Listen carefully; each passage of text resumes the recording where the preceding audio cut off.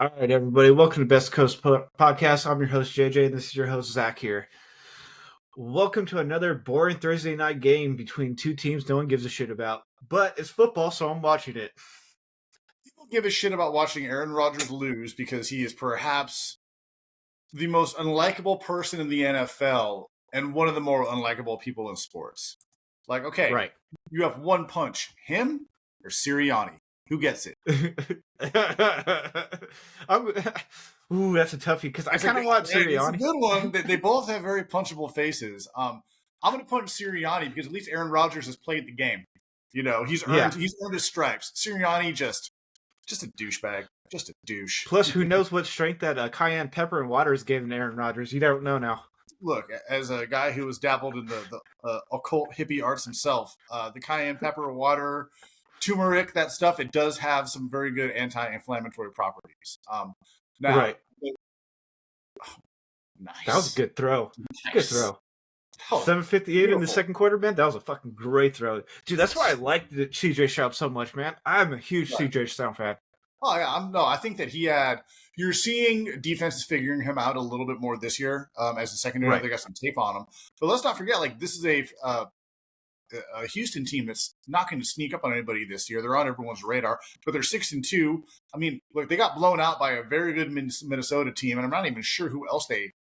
Oh, and they lost at the last second to Green Bay. Those are two very good football teams they've lost to. So they're no slouches. They're going to win the South. Host a playoff 100%. So it's going to be, they're a team built for the long haul, and CJ Stroud does all the right stuff. And I think, again, the comparisons between him and Bryce Young aren't fair. Bryce Young would probably be doing the close to the same thing in Houston. Why? Because Carolina is a poorly ran franchise that starts from the top down. Now, the McNairs have definitely had their issues as owners, but I think bringing D'Amico Ryans in and they finally abandoned the experiment to make themselves the Patriots of the South by bringing in all the Pats guys, build their own identity, and go from there. Throw that football away. What are you doing? He tripped him. He tripped him. That's definitely pass interference there. Well, I mean, but when you trip over a guy who's on the ground, is that really pass interference? Like, he still tripped him. Let's see what the call is here. That might be holding, dude, because people were running free. Okay, they're going to call it holding. Holding, though, on the defense, though. Okay. Yeah.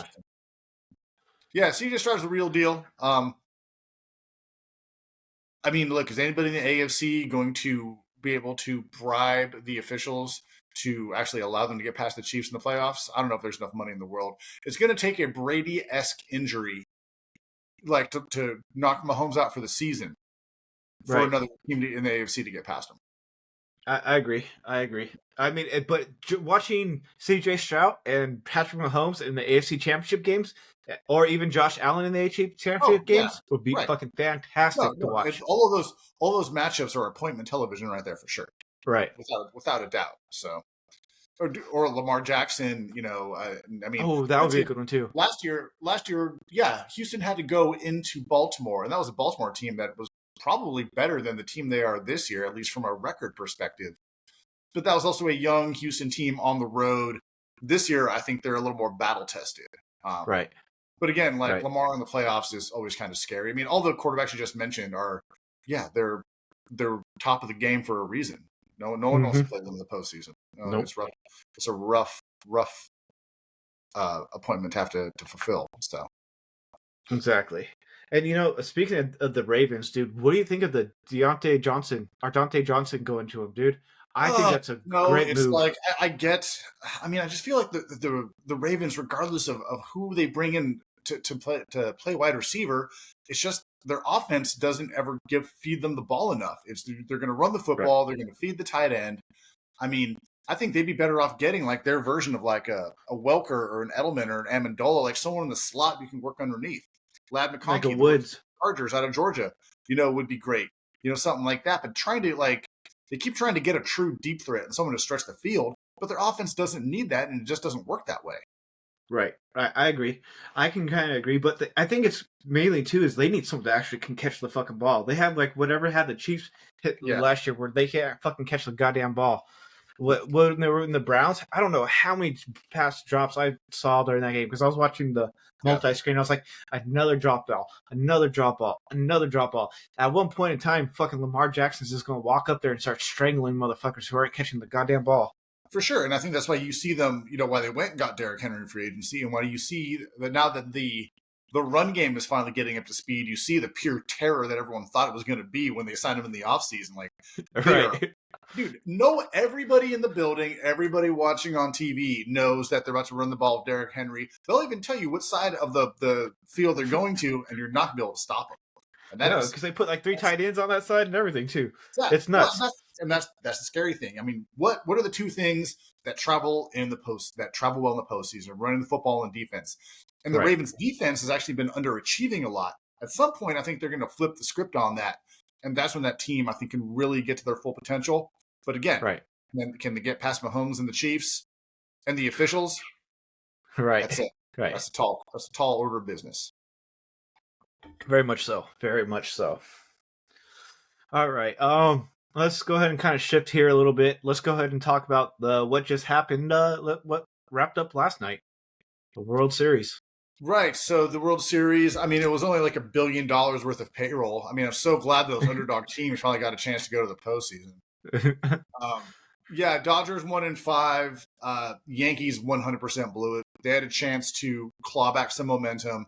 I don't think there's any way the Dodgers lose 4 in a row, especially 2 in a row in LA. No. But the Yankees could have gotten to the Dodgers bullpen early, gotten some runs, gotten a travel day, kind of try to reset the rotation, and basically the season comes down to 2 games at that point. And that 5th inning, again, it's just bad fundamental baseball. Like, bad base running has been the bane of their existence all season. That error that Aaron Judge made, the first error he's made all season in center field. Jeez. It's just the worst timing ever. And the thing is, like, Aaron Judge isn't a guy who you knock. Like, sometimes you see Juan Soto kind of half-assing it out there. Right. You see some other guys out there on defense, like, not giving 110%. You can never really be able to say that about Aaron Judge. It was just unfortunate timing. And the Dodgers they're too stacked in that lineup. You can't give them extra outs and extra opportunities. No, because they'll make a run on you. Well, yeah, they'll make a run on you. Dude, Freddie Freeman, playing on one leg straight. Kirk Gibson, the entire fucking postseason, dude. Right. Like, that was... Dude, come on, go, sir. I need 3 more yards. That's all I needed. I needed him to get at least the 3 more yard run. Was that for fantasy or for a parlay? Parlay. Nice. Yeah. Yeah, and the thing about the Dodgers team that's kind of scary is they've got a lot of those dudes under contract for a lot more years. And I'm petty. Like, I wanted the Dodgers to win because I hate the Giants. And I would love to see the Dodgers rattle off 3 in a row and you can just take that whole 3-6 thing and blow it out your ass and just run with it like that. The Yankees, I mean, their bats went quiet. At the most inopportune time. Aaron Judge, until last night, was having an atrocious postseason. I do give Garrett Cole credit. Garrett Cole had that rough inning, really not his fault, and gutted it out and came back. Besides the first base thing, yeah. And that's, again, bad fundamental baseball. That's you practice that shit the first week of spring training. And I get that it's October now, but yeah, you've got to be there for those moments like that. Like, those are the differences in a ball game, especially in a World Series with your season on the line. You've got to be thinking about that. I mean, Yankees have Judge under contract. They got Garrett Cole under contract. They're probably going to re-sign Juan Soto. I don't really see him nowhere else. The favor is that he's going to L.A. That's the running favor right now. That's all the news I've seen. I mean, I think we talked about this last week. I think that his agents 100% reach out to LA to drive his price up, but there's no way that MLB will step in and be like, you can't defer, $1 billion in contracts over the next 40 years. You can't do that. That's not that defeats the whole parity and the luxury tax thing. And yet, the Yankees aren't scared to spend money either. I mean, they got their own. They have just as much money as the Dodgers, and I think the short porch in Yankee Stadium suits Juan Soto's game. Yeah, and him and Judge being that lefty righty 3-4 combo in that lineup for a lot of the season, they both had monster years. And who do you want to pitch to, Juan Soto or Aaron Judge? I don't want to pitch to either of those guys. Like Right. both those guys can kill you, a million different ways. I don't know if there would be like a dark horse team that would come out to get him. Like the Padres aren't going to go bring him back. I saw some stupid thing about the White Sox are going to go get him. I mean, because he said he's like, I'll listen to offers from any team out there. It's like, well, you're not going to Oakland, bro, or Sacramento, right. This year. Do you see how many bombs you would hit in that fucking AAA stadium, though? Oh, dude, you'd have to like take out extra insurance on the windows and the housing surrounding there. But I think it's Dodgers. I really think he goes back to the Yankees. I could see Boston getting involved. The Braves got a lot of money, to spend. Philly is going to kick the tires on it too. The Mets. I mean, it's a short list of teams that I think would be that have the bank for him because he's a Boris client as well. Let's not forget that Scott Boris does not do anybody. He knows how to get the money out of clients. Favors. But I mean, he's definitely one of the marquee name, if not one of them, this postseason.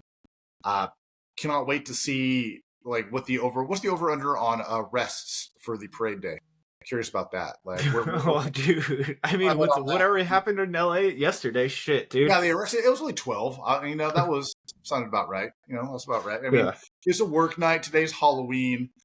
It's LA, but I think the parade days always get a little spicy. A little out of hand. People start early. I mean, did you see the bus burning down? I did. Dude, those electric vehicles, man. When those things catch fire, dude.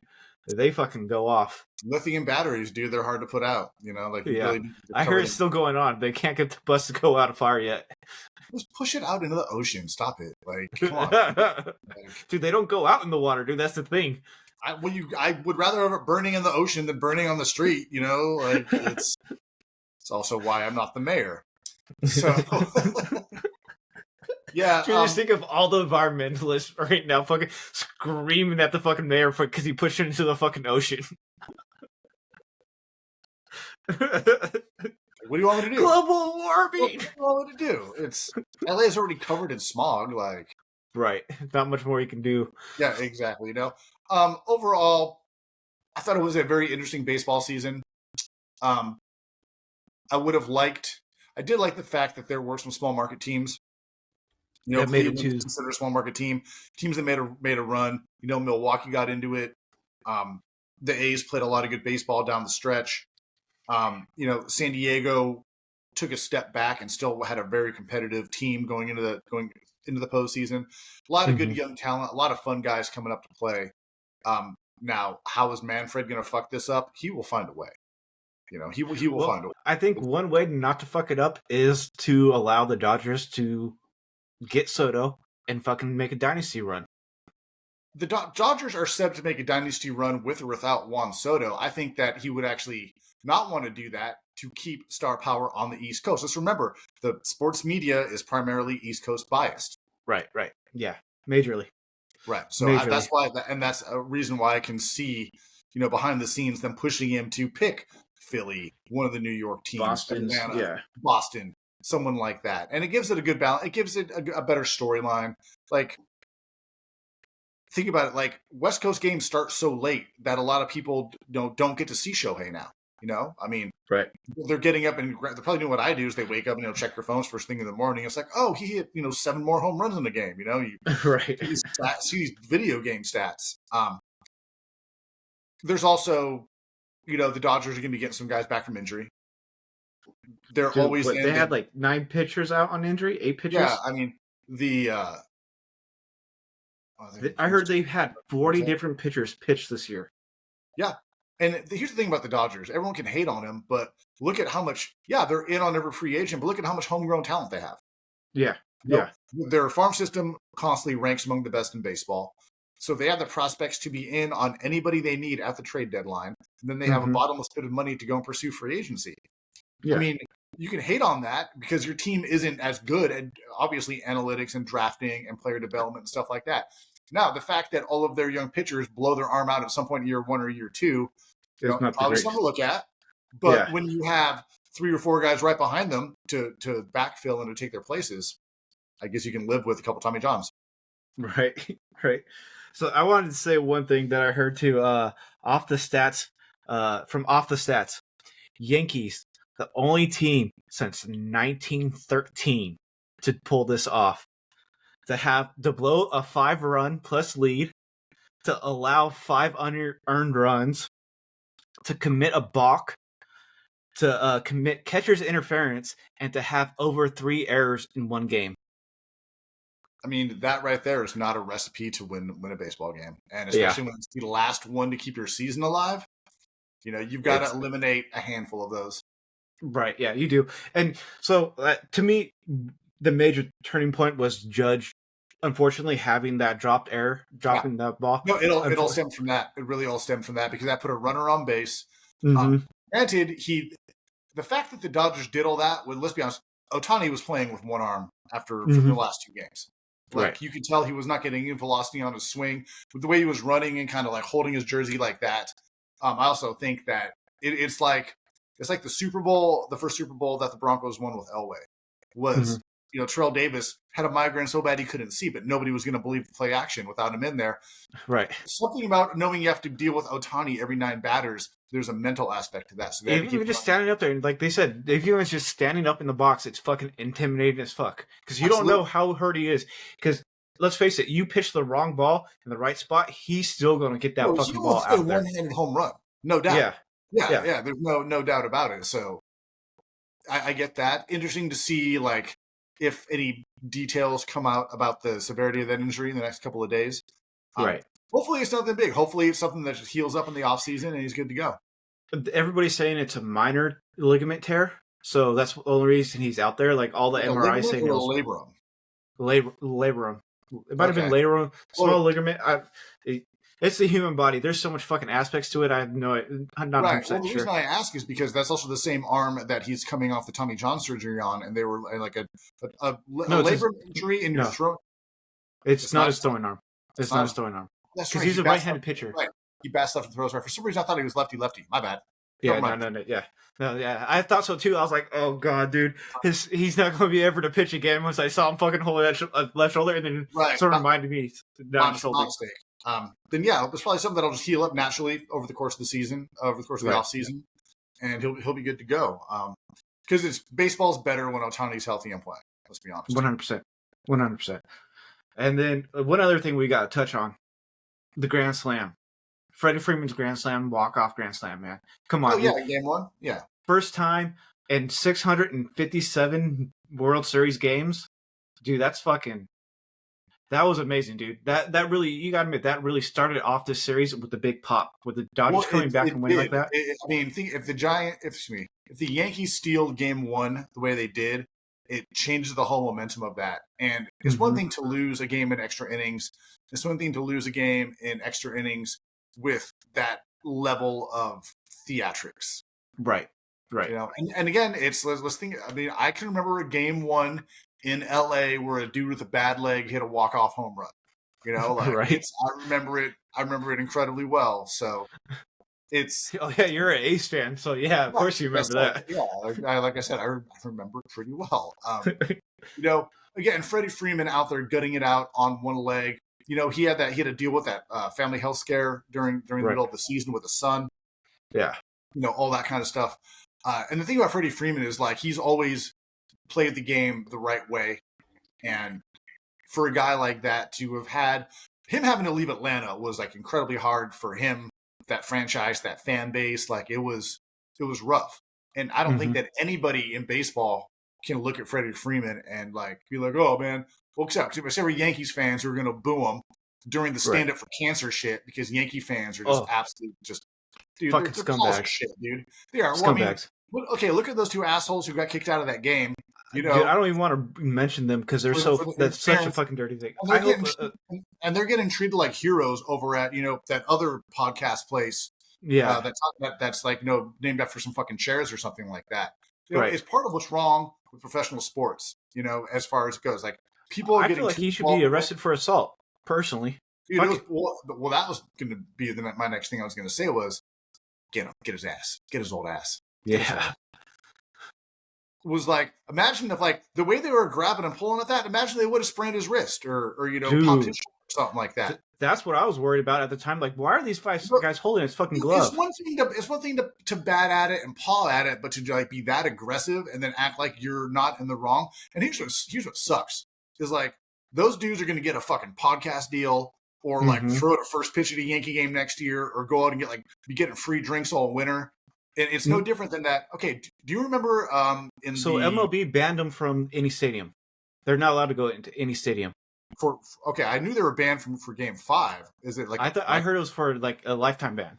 All right, I'll have to do the research on that. Do you remember in the NBA Finals 2 or 3 years ago that Suns fan who there's that got into a pretty good fight with the two dudes behind him? It was like Suns Denver or something like that. Yeah. Dude, that was fucking awesome. That dude got a bunch of merch. He got to do like the ceremonial tip off. He got season tickets, and I'm like, this is not the type of behavior we should be rewarding. We really shouldn't.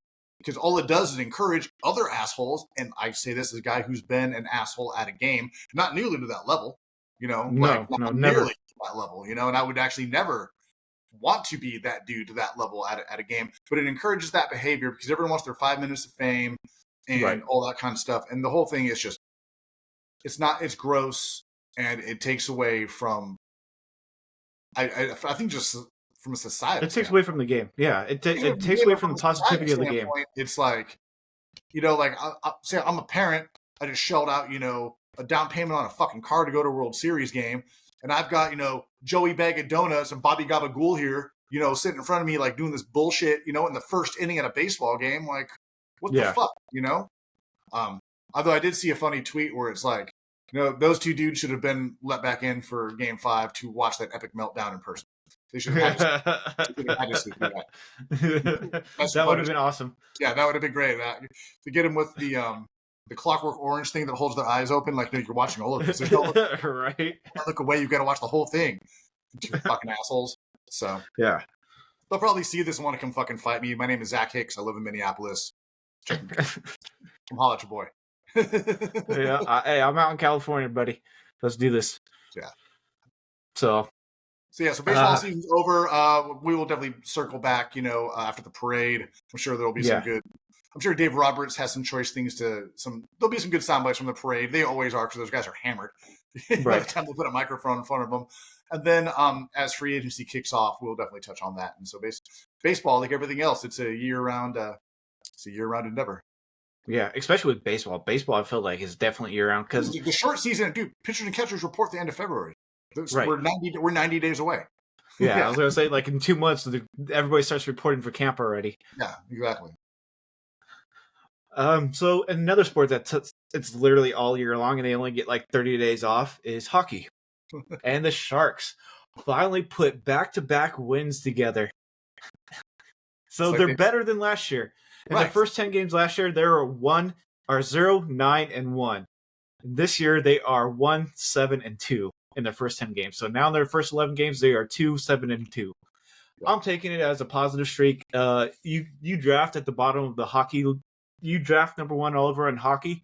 You're not expected to do anything. It's not like life-changing and like with these quarterbacks in football where you can take a rookie player and he's going to project your sport over. Hockey is a true team sport. You can't just rely on one person to develop your team all the way down. Even Crosby took the Penguins a few years after his development to become legitimate playoff contenders and then legitimate Stanley Cup contenders too. Right. So no, for sure. I think getting that first win was a huge, like they had to kill the boogeyman in the closet. Like that was at that point, losing that many games in a row, it becomes mental more than anything. They had been so close. They had a handful of overtime losses. They had a handful of 1-goal losses. They were so close to getting it done. They got that first one and got that second one right after it. And I do think that Ryan Rafosky saying that it was unacceptable and that they needed to be better. And I can only imagine what was said behind closed doors. Right. Obviously, it worked and lit a fire. Curious to see how this plays out over the next couple of weeks. Like, do they keep momentum going? And so one thing, too, that I like about their first win is that they came back from like a 3-goal deficit to win that game in like 3 minutes. With not a lot of time left in the third. They had to score a lot of goals in a hurry, which, as a Sharks fan, speaks to the potential of this team. Now, get it, potential can only do so much. At some point, you've got to back that potential up. But it does show that the light at the end of the tunnel in regards to the teardown and rebuild, like it's there. Right. Now, string some wins together. You're going to get Celebrini back at some point. Let's get some W's. You're going to get Voracek, the goalie you traded for. At some point, he's going to get called up. He played. I thought he played. I think he played Thursday. Okay. Or last Tuesday. Sorry, let me double check that. Go ahead though. Yeah, and you're going to get all those young guys up there and start building an identity. And that's going to be a very important thing to do for this young team is get these guys a lot of ice time together to go through the trials and tribulations. Oh shit, CJ Stroud is down. Uh-oh. That's not good. No, it is not. On garbage time in the second quarter too. Right, I know, right? That hurts even more. So yeah, so the Sharks finally got off the schneid. We'll see what happens next week. Right. Well, no, they're playing tonight. They play tonight at 7. Oh, okay. Who do they got some? I haven't looked yet. Chicago. Oh, okay. So it's a winnable game. Damn, I really wish that Celebrini would have been healthy to see him and Bedard, the last 2 number 1 picks, go head to head. That would have been fun to watch. Was it Vitek Vanek? The guy that they traded for from Nashville? I forget. Something like that. Yeah, it was a V name. I can't call him Voracek, but that's the other backup. Okay. Yeah, so those Vitek Vanek Vitekvanecek.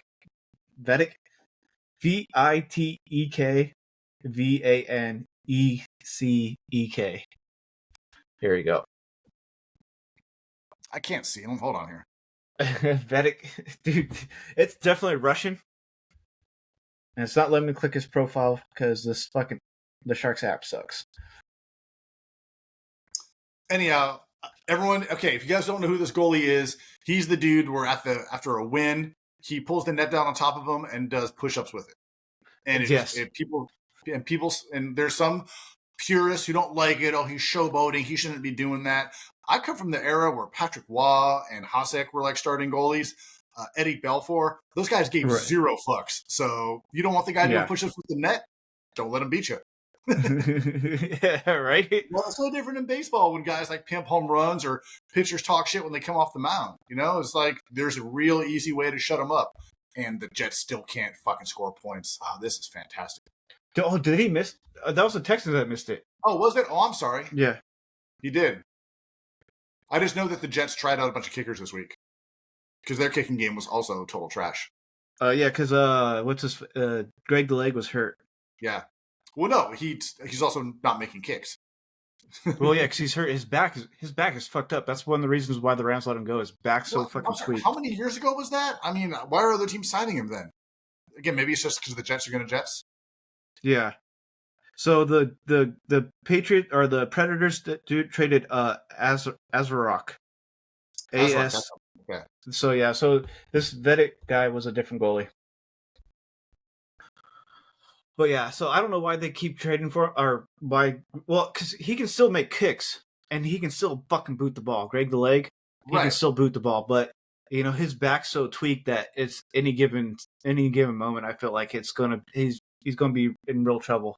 Right. Well, I know he went like 0 for 3 on kicks a couple weeks ago, and I'm sorry, if you go 0 for 3 as a kicker in the NFL, it's probably time to maybe look into another line of work. Unfortunately, right? That's where we live in. So. Moving on from hockey, you want to get into picks? Yeah, we can get into picks here. Of course, me and Zach both took the Texans because fuck Aaron Rodgers, mainly. You can tell by the subtitles we have here today. Not really Aaron Rodgers fans. There are a lot of Packers fans who are also really enjoying watching Aaron Rodgers struggle. Right. Let's see here. So. I'll bring in what we picked last week first. Yeah, I'm assuming that I beat you again just because I've been doing that so far over there. 11-9 me. What? I hit about almost 70% because I took the Rams. The big one was the Rams, and then the Cardinals, the Bills. You took the Seahawks with the points, and those were the 3 big ones. So that was the big one. And then you came back with the Cowboys or the 49ers. So, right. But yeah, so that one was me. This last week was me, but we'll see how next week goes. And let's see here. Week 9. All right. So yeah, Texans Jets. Texans are underdogs somehow by 2.5. I don't know why. Maybe it's because they're so hurt or what, but They're that's not the that way it hurt. is. They're not Yeah, that. yeah. I don't think they're that hurt either, but that's the way the sports books are looking at it. Maybe they're buying the whole cayenne pepper thing and Aaron Rodgers. So Buy stock in cayenne pepper, I guess. Everybody, shit. all right. All right. So next up, this is going to be a doozy. Patriots Titans.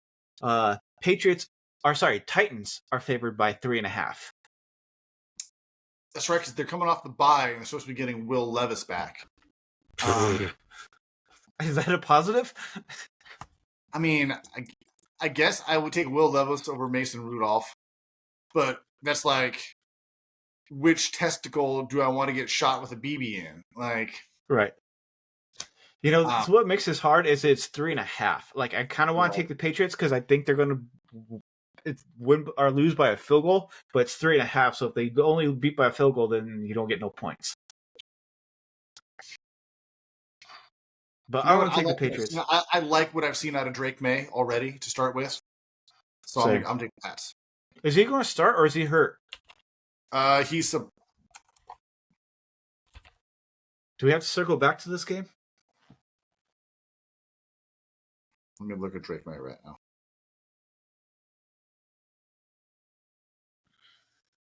Okay, CJ Stroud went back out there just to kneel the ball, but it looks like he's going to keep playing. Even if he's out there just to snap and kneel, that's a good sign.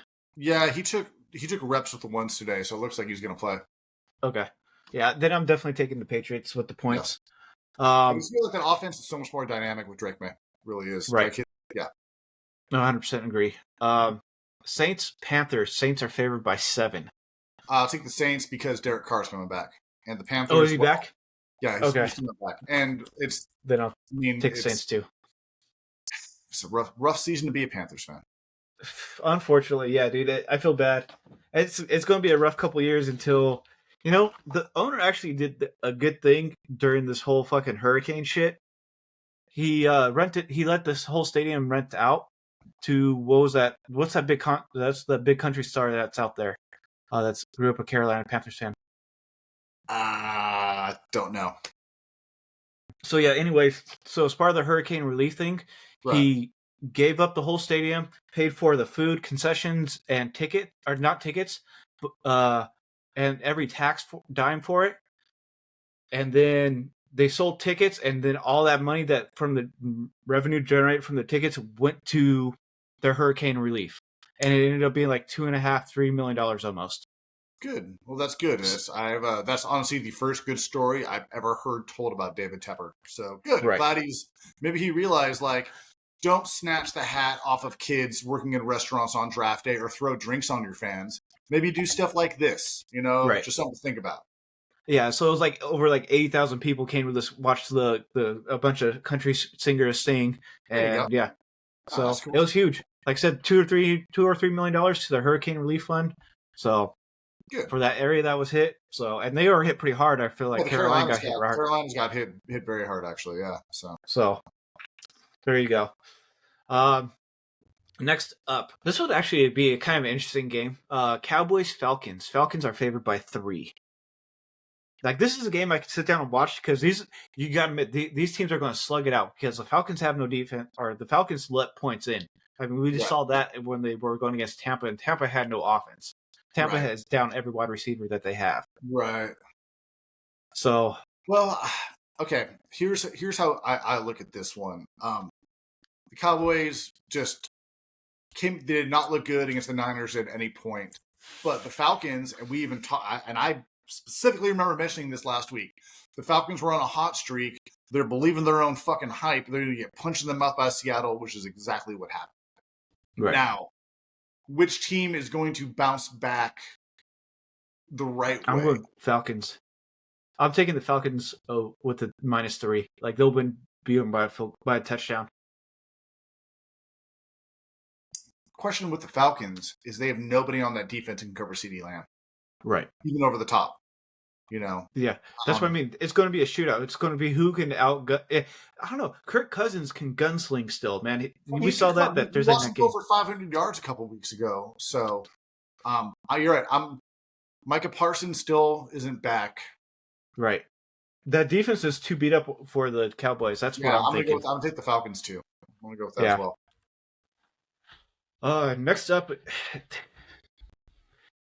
Next up is Tua versus the Bills, and Bills are favored by 6 points. Taking Buffalo. It's a divisional matchup. Tua has now reached the angry old man yelling at the media, dyeing his hair like Antonio Brown phase of CTE. Right. Like him getting mad at the media for them asking legitimate questions about him not dying on the field is just like, dude, what are you doing, bro? Like, what are you so mad about? It's like you have a headache all the time. Like, what are you so grumpy for? And that's probably what it is. Right. He's got a fucking headache. Dude, I still can't believe that guy dropped that ball there. Dude, that's just that is bad coaching, mental errors. But I was under the impression that was all Robert Saleh's coaching. That's why these guys are having so many unforced errors. I haven't seen anything change. Nope. So, it's just gotten worse, honestly, if anything. No, I'm going to go with Buffalo. Same. Buffalo, they've got too many weapons. They've got, Amari Cooper. They're still working him into the offense. Granted that Miami defense is really keeping them hanging around. But I can't trust Tua right now. I can't. I just feel like it's in Buffalo, too. Honestly, that's another big thing that's pulling for this. Yeah, that Buffalo crowd, playing in Buffalo is one of the hardest places to play. Right. Even with the 6 points, I'm taking that. Honestly, that's the only thing that kind of scares me is the 6 points. But playing in Buffalo, I feel like that helps them out a whole lot more. Their defense is clicking. Their offense is clicking. You got like drunk fans. Like, I agree. Yeah. Even though it's a divisional game, the 6 points is what scares me. That's the divisional game in 6 points, right? If it was anybody besides Miami, I might agree with you. But I feel like Miami has struggled trying to go to Buffalo for several years. Pretty much the entire Mac McDonald era. So right. All right. Next up, we got Raiders Bengals. Bengals are favored by 7. I'll take the Bengals. And take the Bengals. I was going to take the Raiders in this one. I actually watched some of the Raiders game last week, and that might be the most boring, unimaginative offensive play calling I've ever seen in my entire life. Oh, so Jeff Fisher kind of saw play calling, huh? Jeff Fisher would look like Bill Walsh compared to the way that we're playing. That's bad. All of my Rams fans know after watching Fisher for 3 years how bad that is. Yeah. So I'm going to take the Bengals and the points. Yes. Okay, I'll take the Raiders with the points there. 7's a little bit too high. I feel like they're going to win by at most a touchdown, but we'll see how it goes. Next up, we got the Commanders versus Giants, and somehow the Commanders are only favored by 4. Is that because it's a divisional game? I think it might be a divisional game, and I also feel like the only decent thing about that Giants team is their defense against a young quarterback. I'm taking the Commanders with the points, honestly. That MetLife Stadium doesn't scare me. Commanders are playing with house money right now. They're winning games they shouldn't be winning. They should not have won that game last week.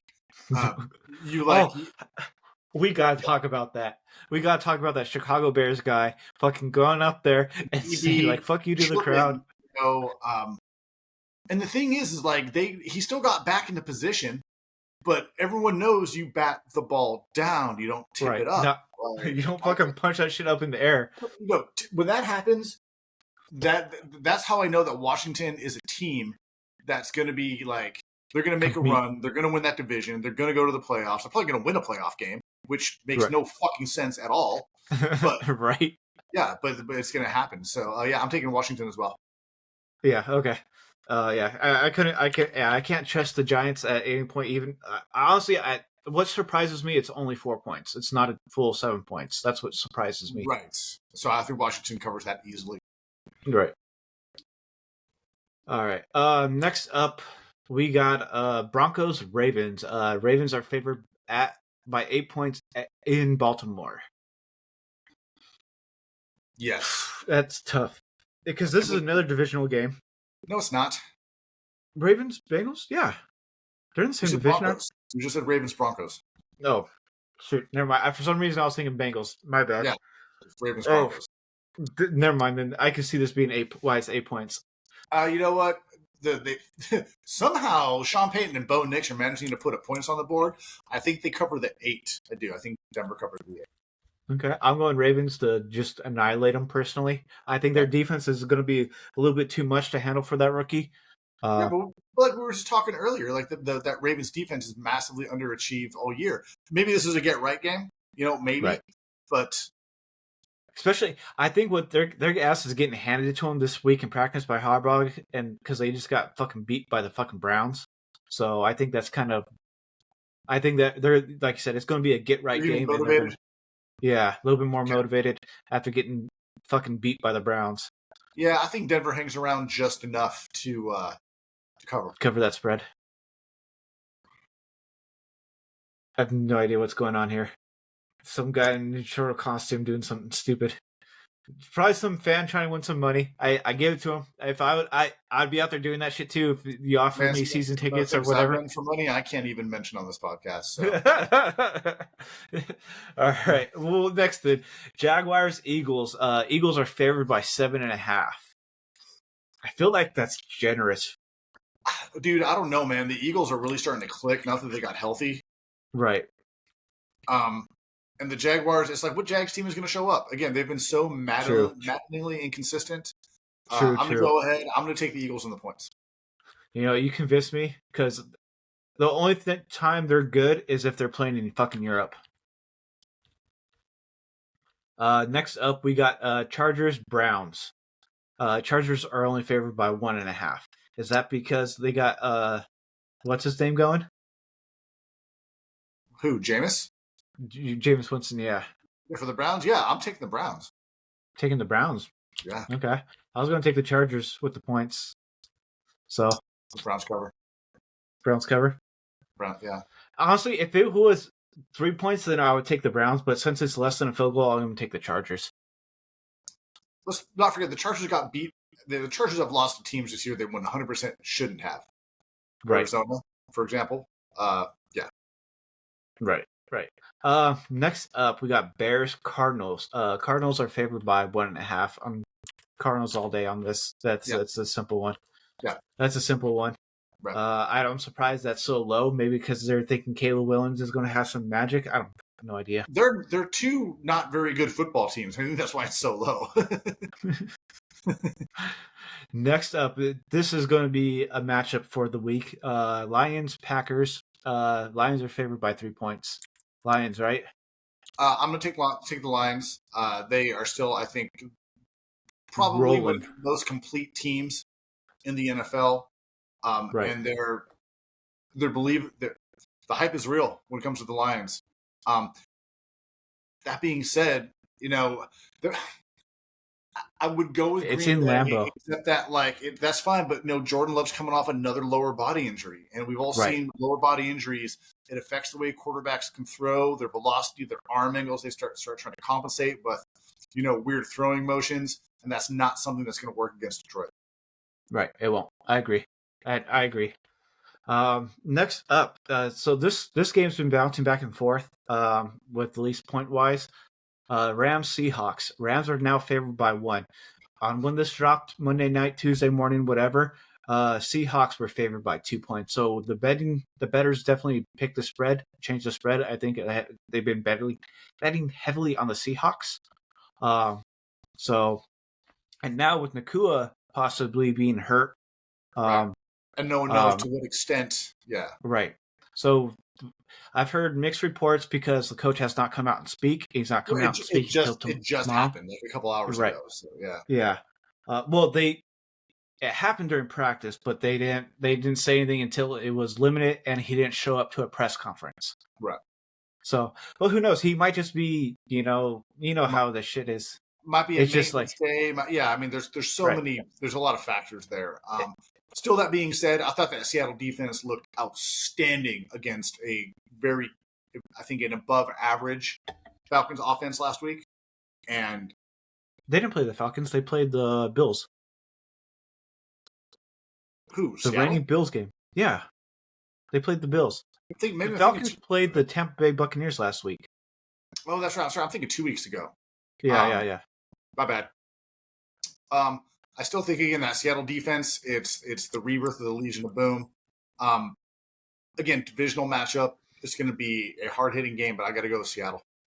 Okay, I'm taking the Rams, especially with the uncertainty surrounding Nakua and the injury, and how available he's going to be. Right, I'm thinking he's going to be full. He might be fine, but he might also aggravate it like on the second play. That's the thing about that knee injury. It's just you can just move on the wrong way and you're done for the day. And I think that uncertainty is troubling to me. So I'm going to go with defense. And so another thing about injuries, Evans, their punter, the guy who fucking pinned down the Vikings last week, he's got the flu, or he's sick, so he might not even be playing. Well, and the thing about when players have the flu is like you tell them to stay the fuck home. You do not come in the locker room and get everybody sick. Right, exactly. So they have like a backup punter in there kicking punts right now and stuff like that. Fuck it, so dude. We'll see how it goes. What would Dan Campbell do if his punter was was sick? Fuck go it, for it. Not every time. So the only problem is that the punter Evans is our kickoff kicker. Kickoff specialist. Okay, yeah, he's the guy who fucking because he just fucking murders the ball, right? He just goes up there. I'm kicking out the end zone every time. Yeah. So that hurts there because I'm not sure how this rookie Cardi how deep into the end zone he can kick it. He's got a leg on him apparently, but I don't know if he can. It's not like fucking Evans is. I'm gonna hit over. I'm gonna make a field goal from the fucking 60-yard bomb here. Well, we're about to find out what that leg's got in it. So right. So we'll see how it goes. Another couple of interesting things here I'm interested to watch is how Ernest Jones plays against the Rams. So that's going to be interesting in that spec right there. It's another good storyline. Yeah. I think is going to be a guy that you're going to have to account for when he is out on the field as Stafford, because this is a guy who knows tendencies, he knows schemes, he knows formations. At the same time, the McVay playbook is so thick and deep that, and so varied that you can go and change things up and change different looks and run same plays out of different formations and all that kind of stuff. But yeah, there's definitely going to be a backstory to watch. Right, and so that's another thing I'm interested too is Deirdrick, the Rams left guard, whether he's playing or not, because it's going to be Noteboom versus their nose tackle, and he's that rookie, like I said, the Bro Limmer, and like I've been talking about Bro Limmer since preseason. Deirdrick, yeah. Let's see how he does out there. Both of them combined against that vaunting Viking defense and didn't allow any sacks. That whole offensive line played very well last week. So if they're the game changer, then they could be game changers again. It's all about the offensive line, how they fucking do.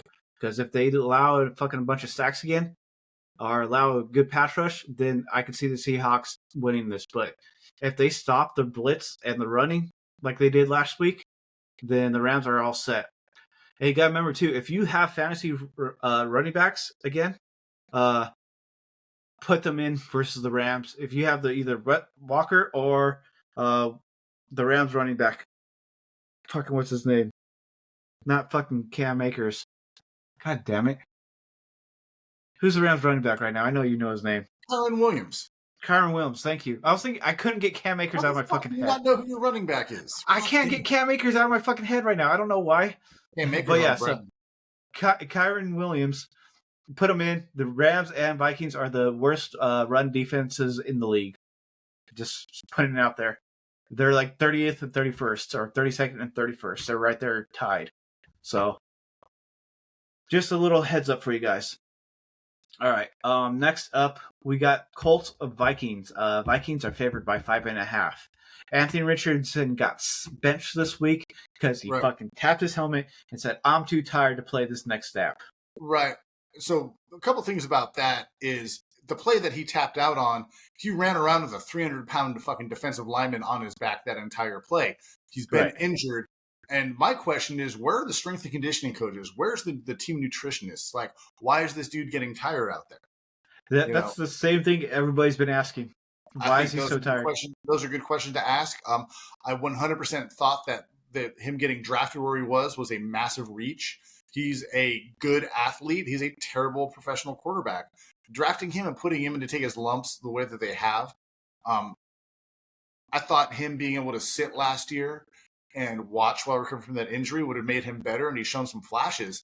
But I think what you're seeing is, for one, that's not a very good Colts team. Mm-mm. And two, I don't think he's fully grasped the ability to read defenses, change his looks, audible out of plays, and do all that stuff. And I think some of that is also because he missed a lot of his rookie year. I think this is a get right game For the Vikings. Same. They've had two very close, tight games against two pretty good football teams at home on Sunday night. It's what they need, and so I take the Vikings in this one. Yeah, they're going to win by more than a touchdown, personally, I think. So it's going to be. I agree. It's going to be a slaughter fest. I think that's a Sunday night game too. Right now, that's what's scheduled for the Sunday night game. You are correct. And then lastly, for the Monday night game, we got the Buccaneers versus the Chiefs. Chiefs are favored by 9 points. That 9 points is tough. The 9 points is tough, and even with Godwin and Mike Evans out late last week, the Bucs still put up, I think, a pretty good offensive performance. I think the Bucs cover. Same. I don't bet on the Chiefs to cover high points anymore. Oops. So yeah, I don't. 9 points is too much for the Chiefs. Anything under 7, the Chiefs never cut. Over 7, the Chiefs never cover. Right. They're like 15-1 to cover that if it's over a touchdown. It's always been their style of play. Now, I don't think it would be against this defense because Tampa Bay does have a pretty good defense. Right. If they could start exploiting DeAndre Hopkins when they get Isaiah Pacheco back and stuff like that, I can see that offense becoming a little more point happy. Is he supposed to start playing this week? I thought. I saw he was questionable. Is he questionable? So that's what I was asking. He's back. He's back in practice. Okay. But not for sure if it's going to be this weekend. Okay. That's what I was hearing. He's in practice. That's why I was asking if he's going to play or not. Man, I need this fucking parlay to hit. What's the next one you need to hit? I need Breece Hall to get 3.5 receptions. He's at 1 right now. I thought Aaron Rodgers was going to be dumping it off to him a little bit more, and then Aaron Rodgers to throw 220 yards. Because I thought the Texans would be up by 14 right now, and they would pretty much abandon the run. They would be going to be up by like a touchdown or two, and they would have had to abandon the run. But it's not looking that way. The Jets defense is doing their job. And it's a fucking Thursday night game. But I do have on another parlay bet the Texans by the 2 points, and then this game not to go over 42 points. I think it's 42. The way they're playing, I think you're safe on the under. Right. That's it was like at 40 something. I was like, really? They're going to have this game at a 40 plus? That's hard to do. Well, it's weird. Like other Thursday night games, 42 are points going blowouts because the defenses aren't ready, or you get these sorts of games where the offenses can't get it going. So right. So that was a short field for the Jets. So not super surprised that it went down that way. So neither am I. Like, yeah, that's cool. I need them to get those passing yards, so that's good for me. I'm glad it was just a oh, it went in. It went in. Aaron Rodgers is happy it went in. Oh man, I wish that would have went out though, because that would have helped my picks out. That would have made my night, to be totally honest with you. So, yeah. Anything else about any other good sports stories you heard this week? No, 49ers on the bye this week. McCaffrey is in town working with the training staff, and like Purdy's in town. A couple. Who else did I see? Kittle. Like a lot of the guys stayed in town. Like most of the team stayed in town to get treatment on injuries and stuff like that. But McCaffrey is ramping up. When they get back on Monday for a week of regular practice, I think that's when you're going to start seeing the decision on whether or not he's going to be ready to go against Tampa Bay or not. But getting McCaffrey back, getting Greenlaw and Hufanga back right behind him, reinforcements are on the way. Niners are always, at least in conversations, come the trade deadline. I don't think you're going to see him make a big move like they did for McCaffrey a couple of years ago or for Emmanuel Sanders. Right. If anything, you're going to go and see some depth pieces on the defensive line. Something I have been very surprised with, Renardo Green, rookie cornerback out of Florida State, highest rated rookie last week. Yeah. Yeah. So, really? Rookie defensive player. Nice. Had a great game against the Cowboys. So the young guys are stepping up as needed. Like, have we ever seen that go poorly in the playoffs? Certainly. Right. But when you don't have a whole lot of draft picks and you've got a lot of cap space, but you have the cap space because Brock Purdy's about to get paid. Right. I think you need to not overpay at the trade deadline. Yeah, true. Yeah, I mean, you definitely got to think futuristic right there, right? That's why the general manager thought to think ahead. Fans want to win now, but general managers got I got 80 contracts I got to deal with right now. Well, and the Niners, their salary cap guy, Parag Marathe, is one of the best in the league in terms of being able to move money around, look down the line, knowing that salary cap is going to go up, being able to kind of guess where it's going to go. And I mean, look, all these checks eventually come due, and you can't keep everybody. Right. I also feel like the Niners are about to go on one of their patented mid to late season post-bye runs and rattle off a bunch of wins. And I think they're going to do that. There's no reason right now that I think that the Niners can't win the NFC West. But same with the Rams. You win that division, you're going to have to face a incredibly talented like Detroit or Green Bay or Minnesota team.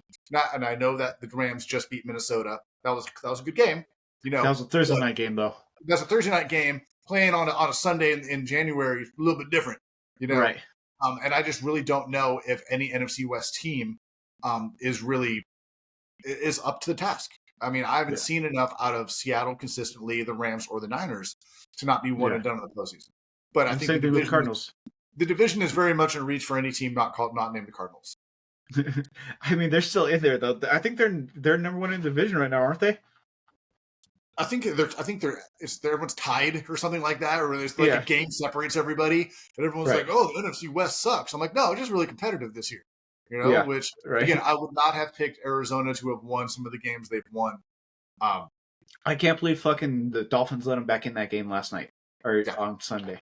That's the only reason that I think they're on top is because they're 2-0 in the division. And so they're 4-4. I think everybody's got 4 losses. Niners, Seahawks, and Niners, Cardinals, Seahawks all have 4 wins. Rams only have 3 because they already have their bye. Then everybody else doesn't have their.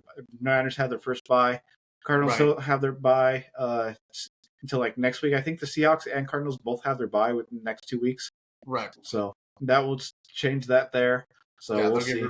Get everybody back on even footing. We're actually, I think, only a couple weeks out from every team having had their bye. Right. Get out of the trade deadline and then be like, okay, where do we really stand? What's really going on here? So it's going to be. You think any big names get moved this year in the trade deadline? I mean, like Myles Garrett. DeAndre Hopkins was a big name, I thought. The Amari Cooper trade I thought was big. Right. From a defensive standpoint, the Josh Uche, okay, he's landed in the neutral zone. You got to throw a flag on that. No, we're not going to throw flags. Oh, that's right, because the league is owned by casinos now. I forgot. Yeah. Josh Uche was a big trade. A name I would watch, and it's only going to happen if the Giants can get get the decent compensation for it, is Dexter Lawrence, the nose tackle for the Giants. That dude would be a game changer on Buffalo, for example, Seattle, any of the NFC West teams. Right. Yeah. Come play with Versa and fucking Fisk, man. Go plug him in the middle in Detroit and just push one of those dudes to the outside and take the Aiden Hutchinson position. Jeez. That would be Yeah, fucking scary. it is. Especially But once I mean, Hutchinson comes back. he's the highest rated interior lineman in the NFL right now. So you're looking at probably they're asking for a first. They'll probably take a second and a third for him, but still, that's not a insignificant amount of draft compensation. Does he have any more? He fell. Does he have any more years on his contract, or is it a contract year? I think he's got one more year, but I'm sure that if he gets traded, it's going to be with the caveat that either you extend me to a massive deal or you agree. It's like when the Niners traded for Trent Williams. It's like, okay, I'll agree to this deal and I'll show up, but you're not going to franchise me, and I'm going to get to test the market. Right. Makes sense. That's a big. He was linked to the Vikings a little bit. Ooh, that would be a scary defense for him to go into. Well, that would be a scary defensive line, but the Vikings have less draft picks than I think anybody in football right now. They're where the Rams. They're where the Rams were a couple of years ago. Right, because they traded up for what's his face? Well, they traded up for the kid from Michigan. Yeah, Jason McCarthy. They also traded up for the linebacker, the guy out of Alabama they got, Dallas Turner. Oh, really? I forgot that. I forgot they did trade up for that too. They did. They traded up both. Now, granted, they already had 2 first-round picks, but they had to package them back in once to get up into the top 15 to get both those guys. Right. And honestly, I think they were both good trades. I really thought they were the right move. Yeah, we'll see with J.J. McCarthy, right? He got hurt too early to tell. Right, exactly. And Dallas Turner is weird. He's not even playing all 3 downs right now because Van Ginkel and I'm drawing a blank on the other guy's name are playing lights out. Phenomenal. And so you're able to rotate in like your third down pass rusher is your first round draft pick out of Alabama, and that Brian Flores defense. That's good shit right there. Right, and that's what Ramsey need a fucking linebacker. God damn it, dude. I thought Spites played good Thursday, but it sounds like he's not good enough to be a starter yet because he did poorly in the pass coverage. Well, he does, and I think that's one of the hardest things because you're asking, as good as current modern NFL linebackers are getting, you're still asking them to cover freak athletes who they run 4.3 40s.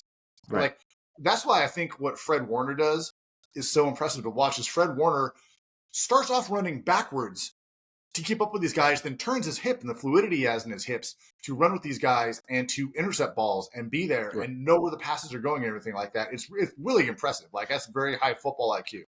Honestly, the main thing that Fred Warner impresses me much is that fucking peanut punch that he fucking does so well. He executes that thing so well. I fucking hate it. It sucks he sprained his ankle because he was 100% putting together a Defensive Player of the Year campaign. Like the first 3 or 4 weeks of the season, he was like 2 picks, forced fumble, a sack, and this is like in every game, 13 tackles. Like he's still everywhere. I mean, he's still definitely the straw that stirs the drink. But with Hargrave out, they've had to get a little different in their defensive lineups front and stuff like that. That blitz. He's not expecting that guy to be right there in his face. No, well, I mean, that was a delayed blitz too, so. Yeah. This game's actually not bad. I mean, it's a shit Thursday night game, but it's not bad. It's a bad Thursday night game that I can enjoy because these dudes they're out there smacking. They're out there hitting hard. Take that. Defense is out there eating. That's what it's doing. That's what I like about the Thursday night games. It's a defensive game. Your defense keeps you in this game. Definitely. If you have a poor defense, then these games go bad. If you have a good defense, this game you're going to be in. Woo! Tight. Well, apparently this guy is a pretty good kicker. The Texans guy is a good Fairmont? Yeah. For sure. Which is why I'm surprised he missed that one earlier. So. Right. Yeah, well, that's all I've got in terms of the Niners. We'll know more next week when they get back from their little mini vacation here. I mean, you guys need it. You guys are like the Rams. You guys are beaten up there. You guys needed a vacation. Coming off beating Dallas at home on Sunday night and then getting the bye week. It's good timing. Look, with everything that's gone wrong this season, 500. It's not that bad. I want to ask you, Nick Bosa. What do you think about his fine? Man, I don't really give a shit. It's weird. It's when LeBron so like today, for example, LeBron came out and endorsed Kamala. And everybody's like, oh, well, you're an unintelligent dumbass and no one asked your opinion, shut up and dribble. But when Nick Bosa crashes a press conference, points at his MAGA hat and then dodges the question, it's not the same amount of scrutiny, which is why I think remember like years ago when Tom Brady had a mega hat in his locker? Like it might have been in 2016. Something like that, yeah. Something like that. And then it wasn't there the next week. Yeah. I kind of feel like we're at a point in the world. I want to make sure I word this correctly, because I think I've been pretty obvious, like where I stand on most societal issues. Right. pretty hard on the sleeve when it comes to shit like that. Right. It would be like when Nick Bosa got drafted, he had posted some stuff on the internet, like saying that Kaepernick was an idiot and all this other stuff. And the real racist is Nick Bosa's girlfriend. Like, she routinely drops the N-word with a hard R on social media posts. And for some reason, it's like that doesn't get mentioned or brought up. And maybe part of it is Nick Bosa really doesn't say shit. Like, he gives some press conferences. He's pretty quiet. Just talks like, I'm just a chill dude. I'm just going to eat some steak and go lift some weights and chase quarterbacks around. Yeah. At the same time, he's from Florida. So, Florida man. Just stereotyping. The Florida man things. But I also think that as fans and as media, and if you're going to watch a sport, you need to be prepared, especially during an election year, and especially during an election that is as contentious as this one is shaping up to be, that guys are going to come out and they're going to say things. And I think that Nick Bosa did the best he could, was to be like, I think it's an important election and everybody should vote. Yeah. And when everyone's like, oh, the NFL is going to ruin his career, they're going to fucking blackball him and do this other stuff. Okay, like, for example, watching the Jets play tonight, Woody Johnson has been on the record saying horrendous things through his entire ownership tenure about minorities, women, Jewish people, just all kinds of stuff. And let's not forget, this is also a guy who's a fucking pharmaceutical giant. Like, what other stuff is he doing behind the scenes? Pretty much every major sports owner has been tied to conservative donations because they don't want to pay taxes. Yeah. You know, and I get that. Like, they don't. They want more of their money to stay their money. If you're going to let the owners go and give millions of dollars to campaigns and do all that kind of stuff and speak out on issues, you can't really tell the players not to. Right. And so the league and fans and everybody needs to understand that, like, it's sometimes they're going to say stuff you agree with. Sometimes they're going to say stuff you don't. You have to, if you're going to accept one, you got to accept the other. I mean, look at the Kansas City kicker, right? Right. All of a sudden, putting his mouth in the fucking in front all of a sudden, him and his handmaid's tale, wet dream he was talking about it, that commencement speech he get, and now he's starting a political action committee. It was like, all right, cool, that's fine. When LeBron, or eventually you'll probably see in the next couple of days, a prominent black NFL athlete comes out in sports Kamala, and you're going to hear the shut up and play crowd get really, really loud again. You don't get it both ways. So just accept it, that politics it's everywhere in everyone's life right now. Oh yeah, especially right now. Well, especially right now. And I think, it's... Did I not call him down? He was down. Okay. I also think it's refreshing is like a lot of these. I know that everyone thinks that a lot of these players are like dumb jocks and stuff, but let's not forget to understand some of the complexity of some of these offenses and defensive schemes. You gotta be fucking smart. Stupid. It's not like the day of like the Mike all stops. Oh, give Mike ball. Mike run hard. Mike run hard. It's like those. You don't get those players anymore. Like, yeah, you've got some CTE. You got some CTE guys out there, Tua. Right. Some guys he wasn't down. Yeah, he rolled over the top of him. I thought so. Yeah. Oh no, his forearm's down. No, he's down there. I think they're going to bring that back. But these guys, I thought he got his arm in. And these are guys who went to big schools and played in front of big crowds and been exposed to a lot of people from a lot of walks of life.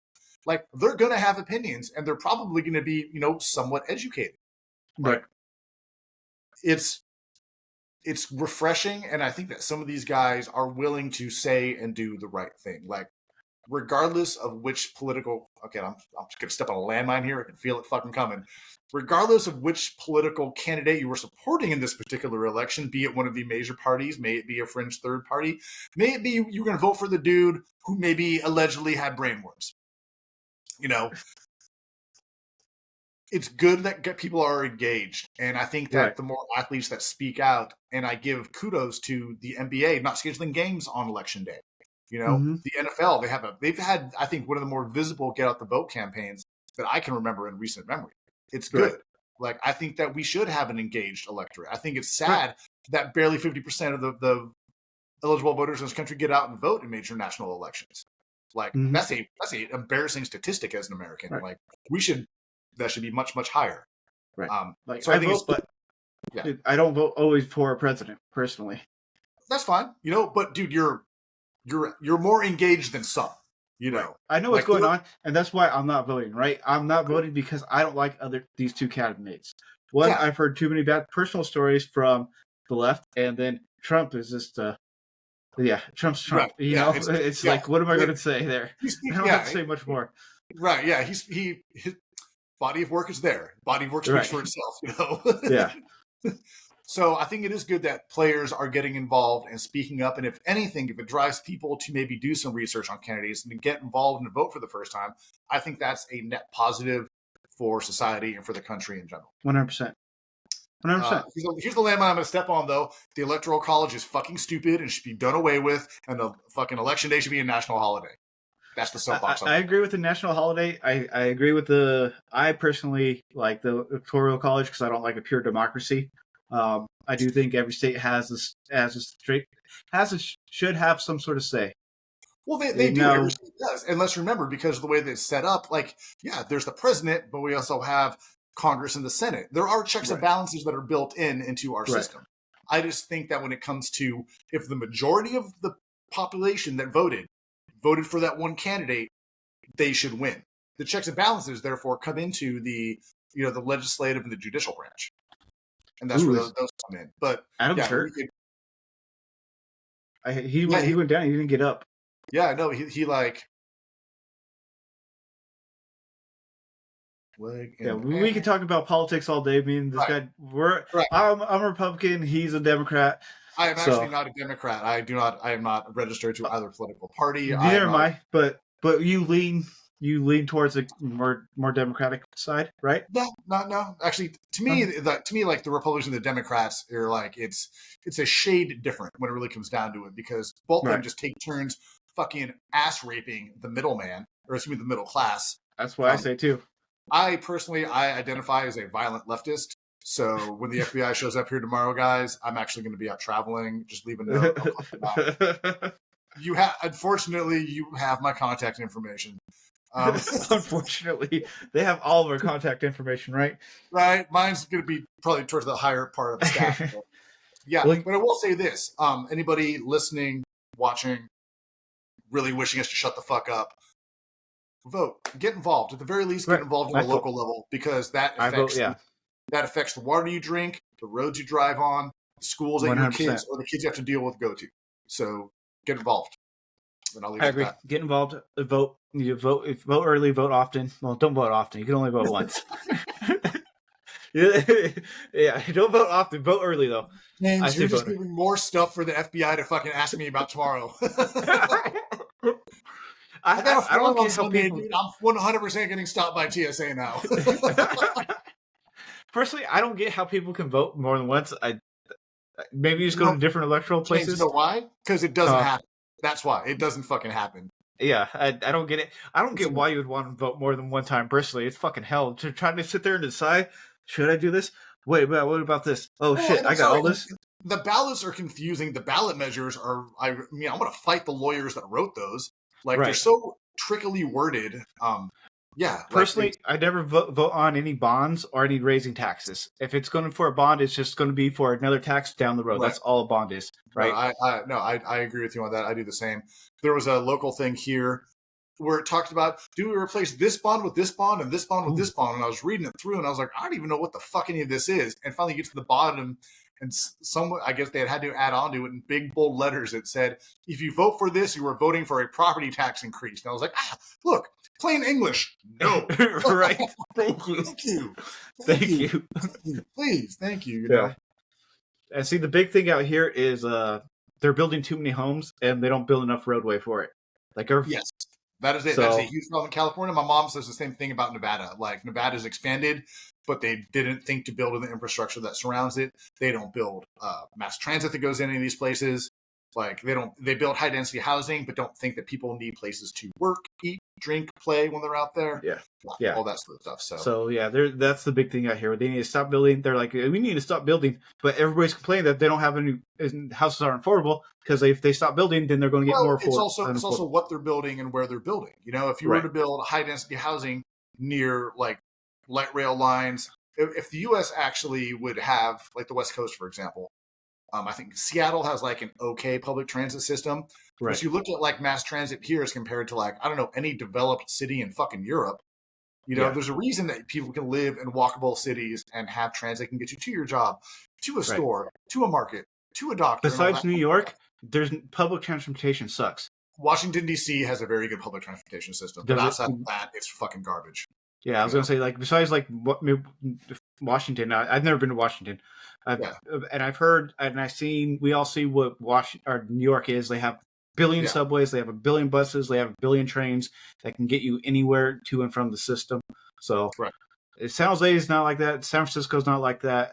Their tram and trolleys system's not bad, but it's nothing like New York or Washington. It's not enough. It's not nearly robust enough and doesn't have the capacity to take care of the people it already has, let alone if you're going to continue to have population grow. So. Oh, that reminds me. One last thing. Dodgers. They're building, like, they finally got approval to build a tram to Dodger Stadium from one of the big bus drop areas that can transport like half the Coliseum in like 30 minutes. So that's huge. That's a huge. That's a massive improvement. Well, also they've been fighting for that for decades. Right. They finally got it approved after the World Series game yesterday or today or this morning or whatever. Well, what happened is enough ticket sales came in from those World Series games to make sure that someone's palm got greased, and all of a sudden the right vote got pushed through. So. Exactly. Right. That's the way politics is. Right. That's true. So. Yeah. So thank you for coming to the Best Coast Podcast talk on urban growth and renewal. Right. Sorry, we got into tangents sometimes. Yeah, it's totally not high. Totally not high all the time. So. I don't smoke anymore, so I'm not high. I had a shot or two before this, but that's about it. So I have every part of my back hurts inside and out between hurting my back a couple weeks ago and getting tattooed 4 days ago. So, you definitely need some muscle relaxing there. I have not been able to sleep because I can't sleep on my back. I can't sleep on my side. Like I'm not a stomach sleeper, you know. So I'm just like, well, we're just not going to get any good fucking rest. So nope, not at all, not at all. So, yeah, it'll be all right. So yeah, kids, tattoo your armpits. See how it feels. Good stuff. No, thank you. Nope. That seems way too sensitive, way too tender. Another mark on the totem pole of Zach's bad decisions. So, hey, you can always get it removed later on. Nowadays, laser. I feel like getting laser shot in my armpit's not going to hurt either. So, well, that's it for today, everybody. Thank you for joining us. Like, subscribe. The people who took the time to comment on our on last week's WNBA diatribes. We appreciate the engagement. Thanks for joining. That's what we're here all about. Please, give us your thoughts, your opinions, your hate. You don't seem to have any qualms about giving us your hate. Appreciate I'm here for it. Keep it coming. Keep it coming. You hear how James and I talk to each other. We're not like a real sensitive group of dudes. No. We're on the gram. We're on Twitter. We are on Twitch. You've got our email address. Reach out. Tell us what you want to hear. Tell us what you think. We'd love to hear from you guys. All right. And remember, the easiest way to make money on the internet is to scare you. You guys all have a good night.